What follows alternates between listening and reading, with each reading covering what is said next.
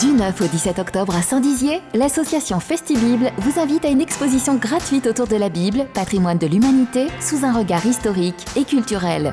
Durant ces 9 jours, différents événements sont organisés, dont un concert gospel avec une troupe internationale, une pièce de théâtre intitulée Ce matin, j'étais lépreux, une soirée alpha pour échanger sur la spiritualité chrétienne, ainsi que d'autres manifestations à découvrir. Informations et réservations au 06 85 92 33 82. Pour vos portails et garde-corps, faites le choix de Finalu Clos 2000. Votre spécialiste depuis plus de 25 ans, zone artisanale de la tannerie à Ancerville. Contactez-nous pour vos études et rénovations 03 29 75 22 25 ou sur clos2000.fr. Ouvert du lundi au vendredi et le samedi sur rendez-vous. Le tournoi Tennis Europe entre en jeu à Bar-le-Duc. Dans 2 jours, le pass sanitaire sera obligatoire pour les adolescents. Comment se préparent les collégiens ? Le cheval était à l'honneur à Saint-Dizier ce week-end. Et nous irons au cœur de la salle de sport Impact Fitness qui conjugue nouveautés et crise sanitaire.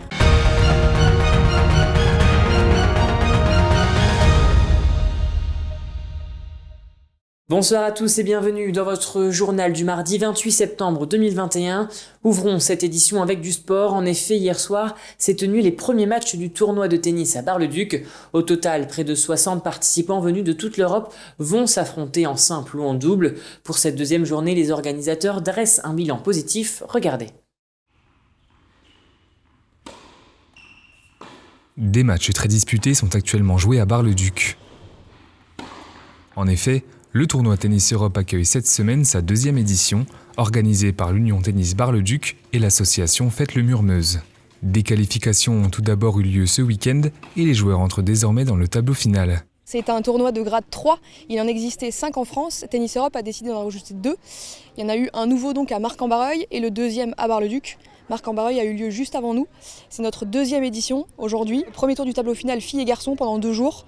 Donc on va avoir tous les joueurs qui vont venir faire leur premier tour le lundi ou le mardi, plus le premier tour de double. Le tournoi Tennis Europe accueille les meilleurs joueurs et joueuses de moins de 14 ans venus de toute l'Europe.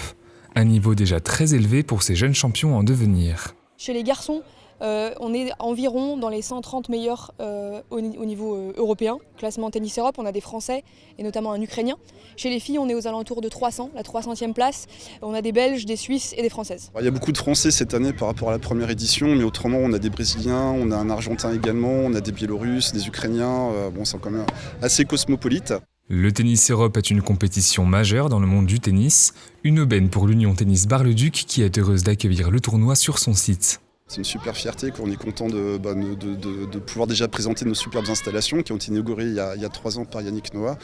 Et puis on a une grosse équipe de bénévoles, on est entouré par 40 bénévoles qui sont tous heureux de pouvoir œuvrer à la réussite de ce tournoi tout simplement. Alors, c'est facile pour moi de vous donner que du positif sur un tournoi comme ça parce que déjà je suis amateur de tennis et donc c'est un vrai plaisir que de voir de la jeunesse à Bar-le-Duc et venir s'exprimer sur les terrains, sur nos cours, voir un niveau comme ça de tennis. J'espère que tous les gens qui viennent prennent autant de plaisir que moi et pourvu que ça dure des années et des années. Le tournoi Tennis Europe démarre donc sur les chapeaux de roue. Les premiers matchs ont été joués et les joueurs sont confiants pour la suite. Ça s'est très bien passé. J'ai joué le 2e jour, donc j'ai joué hier. C'était un bon match accroché. J'ai bien joué, c'était cool. J'ai joué mon premier tour ce matin, j'ai perdu 7-6, 7-5 contre Elsa Luttard, une Française. J'ai quand même réussi à être plutôt régulière, ce qui n'est pas mon habitude normalement, mais oui, je suis quand même un peu déçue. Ça me donne l'occasion de voyager, aussi de rencontrer de nouvelles joueuses, de faire de nouvelles rencontres. Les matchs du tournoi Tennis Europe sont ouverts au public dans le respect des mesures sanitaires et les finales se dérouleront ce samedi à partir de 13h30. À noter également que pour cette édition, les matchs sont retransmis en direct sur le site www.tenniseuropebarleduc.org, sur la page Facebook du tournoi et sur Twitch. Tôt ce matin, vers 5h30, la route nationale 4 a été le théâtre d'un dramatique accident survenu à hauteur de Maison-en-Champagne, près de Vitry-le-François dans la Marne. 3 poids lourds et un utilitaire sont rentrés en collision, le bilan est lourd. Face à la violence du choc, un homme âgé de 60 ans est décédé sur le coup. Dans l'autre camion se trouvait un couple allemand. L'homme est en urgence relative tandis que la femme est placée en urgence absolue et a été transportée au centre hospitalier de Vitry-le-François. Le dernier blessé, quant à lui, a refusé tout transport. La circulation a pu être rendue totalement aux alentours de 11h30 et un article complet est à retrouver sur puissancetélévision.fr et merci à Lina Tran pour les images. À compter du 30 septembre 2021, les adolescents âgés de 12 à 17 ans devront présenter un pass sanitaire pour accéder aux lieux et événements où il est exigé. Cinéma, salle de sport, piscine, restaurant ou encore café. Les jeunes mineurs devront donc être munis d'un QR code attestant d'une vaccination complète. Si des centres éphémères se déplacent au sein des établissements, à Saint-Dizier, les collégiens se rendent eux-mêmes sur leur temps de cours au centre de vaccination Bragard, accompagnés de leurs proviseurs et infirmiers du collège. Un reportage commenté par Julien Voirin. Le collège Anne-Franck de Saint-Dizier amène une vingtaine de collégiens au centre de vaccination de la ville. Le but, les vacciner pour protéger le plus de monde. De manière volontaire, ils se sont rendus à pied, dans le calme où tout le monde était content d'y aller. Nous avons fait le choix de les faire accompagner par l'équipe sanitaire, à savoir les 2 infirmiers scolaires et puis d'autres personnes pour accompagner le groupe. Les journées des centres sont moins chargées et les derniers bragards non vaccinés s'y pressent encore un peu chaque jour. L'organisation y est pourtant minutieuse. Alors aujourd'hui, on a là notamment un bus d'enfants qui est venu pour se faire vacciner, donc je crois que c'est Anne-Franck. Et donc généralement là c'est beaucoup de troisième injection, donc les rappels du premier pour les personnes sensibles et à partir de 65 ans. Ça commence généralement, ça diminue beaucoup là. Là on est dans une période où il y a beaucoup de monde qui sont fait vacciner déjà, donc là ça diminue tranquillement. Les jeunes de moins de 17 ans étaient un peu stressés avant de le faire, mais il n'y a eu aucun dysfonctionnement à constater. Tout le long de la route et arrivés au centre, ils ont marché pendant 20 minutes, mais avec toujours cette même envie. Très bien, j'ai juste un peu stressé. Et j'ai un peu mal au bras, mais ça va. Ils nous ont dit qu'il faut le pass sanitaire pour pouvoir faire du sport. Donc mes parents ils ont décidé que je devais le faire. Moi ça me dérange pas trop, mais bon, si on est obligé pour pouvoir continuer à faire du sport, tout ça, autant le faire. À partir du 30 septembre prochain, le pass sanitaire pour les adolescents deviendra obligatoire. Ainsi, pour accéder aux lieux et aux événements comme les cinémas, restaurants et piscines, le précieux sésame sera demandé pour les jeunes âgés de 12 ans et de moins à 17 ans. Une obligation qui divise et qui continuera à diviser. Et justement, passons à notre chiffre du jour qui est de 150, ce qui correspond au nombre de personnes en moyenne qui se fait vacciner pour leur 3e dose dans le centre de vaccination de Saint-Dizier, situé dans l'ancien Décathlon. Depuis 1989, la fête du cheval est organisée par de nombreux centres équestres. Ce week-end, celui de Saint-Dizier a fait perdurer cette tradition et a invité les curieux à découvrir les écuries et les manèges. De nombreuses animations, des expositions et une initiation au poney étaient proposées. Retour en images dans ce reportage de Thibaut Combe.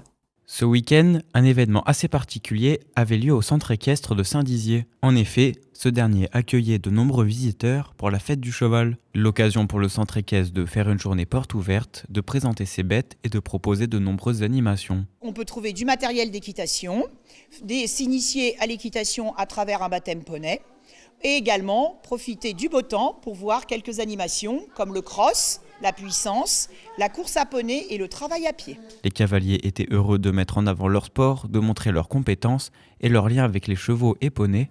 Pour eux, c'est aussi l'occasion de montrer que leur sport est une activité complète, variée et surtout physique et rigoureuse. C'est bien, c'est convivial.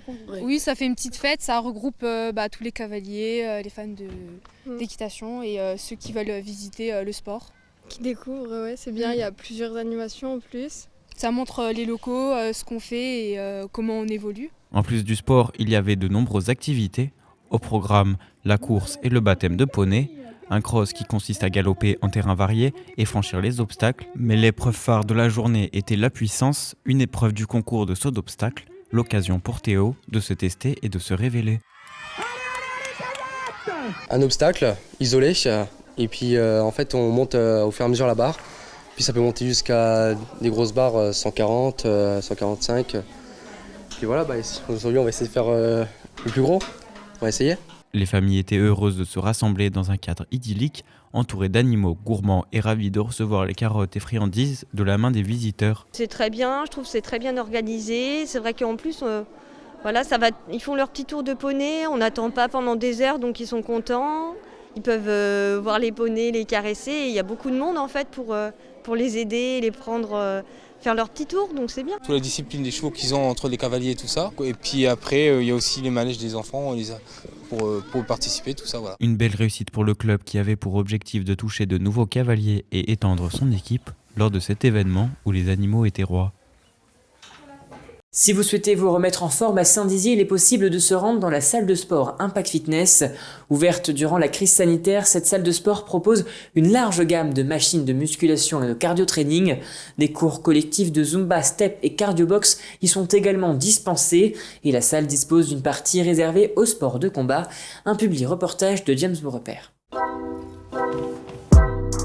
Musculation, remise en forme ou encore sport de combat, une nouvelle salle de sport a ouvert ses portes à Saint-Dizier. Des cours collectifs de Zumba, Step et Cardio Box y sont également proposés le jeudi et le vendredi. Impact Fitness, c'est du sport accessible à tous et une ambiance conviviale. Il faut aller au-delà des clichés des salles de sport. Il n'y a pas que des gens ultra musclés, il n'y a pas que des filles qui sont très fit comme on dit, il y a tout public et à un moment il faut y aller. Et puis quand on va en salle de sport, on y va d'abord pour soi, avant d'y aller pour le regard de l'autre, c'est très important. Nous, c'est ce qu'on cherche ici, vraiment que ce soit familial, chaleureux, que les gens s'amusent. Oui, certes, on est là pour faire du sport, mais il ne faut pas non plus mettre de côté la partie plaisir et rigolade avant tout. Impact Fitness a ouvert ses portes en pleine crise sanitaire et a su faire face aux différentes épreuves. Aujourd'hui, la salle est confiante et voit son nombre d'adhérents monter en flèche. Ça aurait pu tomber à l'eau, il ne faut pas se mentir, ça aurait pu tomber à l'eau parce que c'était vraiment l'ouverture prévue, je me semble de l'époque, 16 mars, vraiment la période où le Covid arrivait. Donc oui, je pense quand même que ça va repartir, il faut juste que les habitudes reviennent, puis il va falloir accepter aussi de vivre avec le virus malheureusement. Malgré la crise sanitaire, Impact Fitness a su fédérer un public important.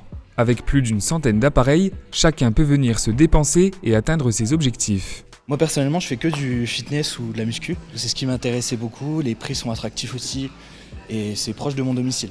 C'est beaucoup les machines guidées, c'est les machines neuves, elles sont neuves en plus et les gens sont sympas, ouais. Très professionnels aussi, quand on a besoin d'un conseil ils nous le donnent, pas de problème.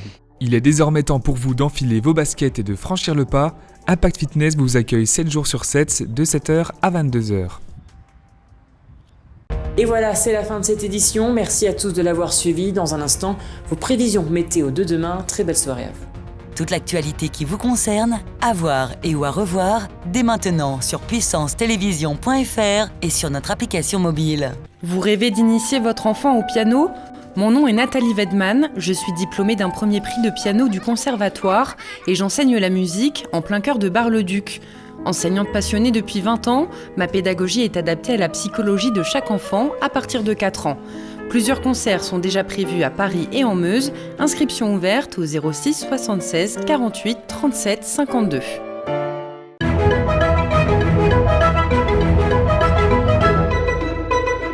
Bonsoir à tous. Demain matin, la pluie sera présente sur l'ensemble du triangle. Côté température, on annonce 10 degrés à Chaumont. Demain après-midi, les nuages resteront au rendez-vous. On attend jusqu'à 16 degrés à Vitry-le-François. On ne prévoit pas de changement dans le ciel de demain soir. Pour les températures, on annonce 9 degrés à Bar-le-Duc. Demain, nous fêterons les Gabriels et nous perdrons 4 minutes de soleil. Très belle soirée avec Puissance Télévision.